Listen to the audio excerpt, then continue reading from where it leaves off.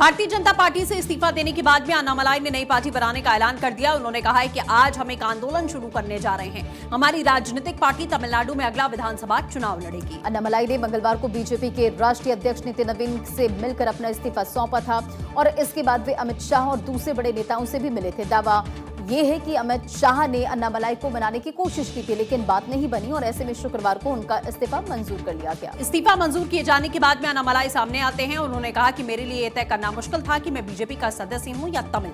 मैंने 4 दिसंबर 2025 को पार्टी को बताया था कि मैं इस्तीफा देना चाहता हूं, लेकिन पार्टी ने मुझसे कहा कि पहले चुनाव पूरे कर लूं और फिर जाऊं। अन्नामलाई ने कहा कि बीजेपी में रहते हुए मैंने तमिलनाडु की पहचान, संस्कृति और पानी के अधिकारों समेत किसी भी अधिकार से कोई समझौता नहीं किया। हमारे आंदोलन का आधार ही ऐसा होना चाहिए जिसमें नया आयाम और नया नजरिया हो। आगे वो कहते हैं कि आज से एक नया रास्ता, एक नया आंदोलन, एक नई राजनीतिक मुहिम शुरू हो रही है और एक नई तरीके की राजनीति शुरू करने के लिए मैंने सम्मानजनक तरीके से बीजेपी छोड़ी है। लक्ष्य बड़े हैं, ज्यादा लोगों को साथ लेकर चलना होगा।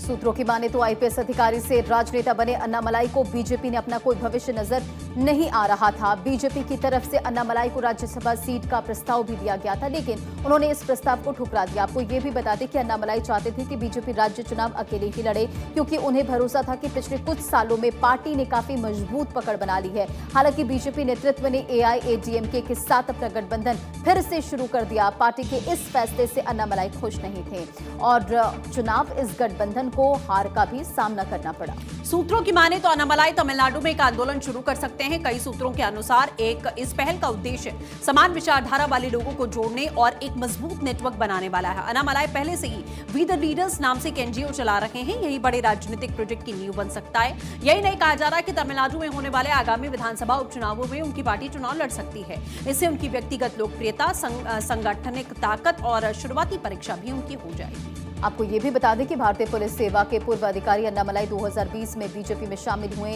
वो तेजी से तमिलनाडु में पार्टी के सबसे प्रमुख नेताओं में से एक बन गए। 2021 से 2025 तक राज्य बीजेपी अध्यक्ष के रूप में उन्होंने कई राज्यव्यापी अभियानों का नेतृत्व भी किया और युवा मतदाताओं और सोशल मीडिया फॉलोअर्स के बीच एक मजबूत समर्थन आधार भी बनाया।